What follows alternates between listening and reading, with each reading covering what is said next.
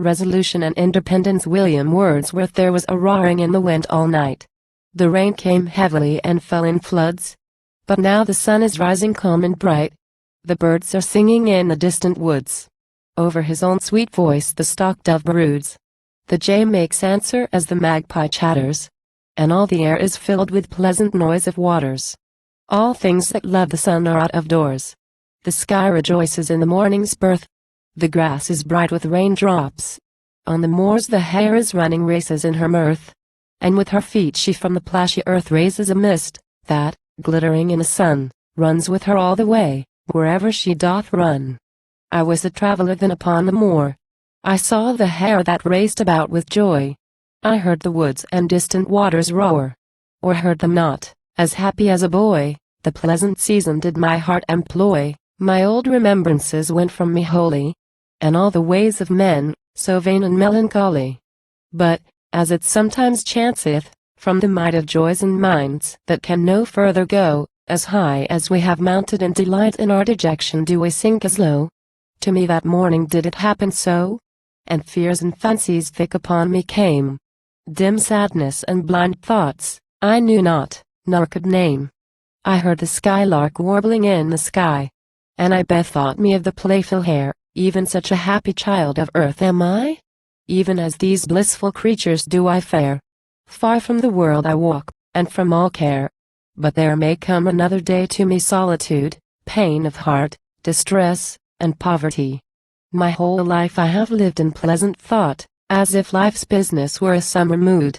As if all needful things would come in such a genial faith, still rich in genial good.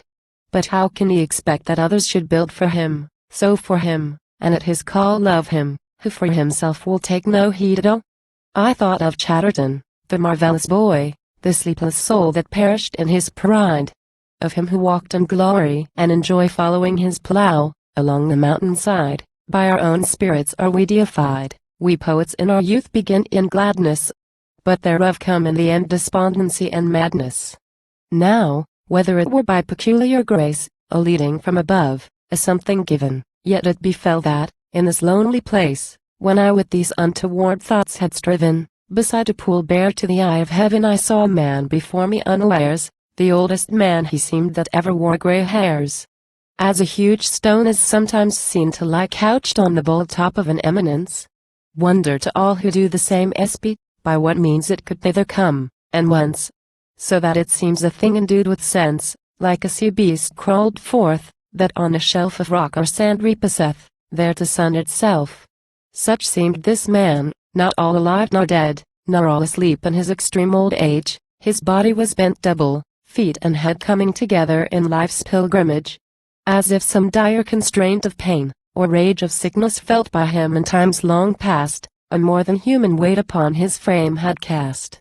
Himself he propped, limbs, body, and pale face, upon a long grey staff of shaven wood, and, still as I drew near with gentle pace, upon the margin of that moorish flood motionless as a cloud the old man stood, that heareth not the loud winds when they call, and moveth altogether, if it move at all. At length, himself unsettling, he the pond stirred with his staff, and fixedly did look upon the muddy water, which he quanned, as if he had been reading in a book, and now a stranger's privilege I took.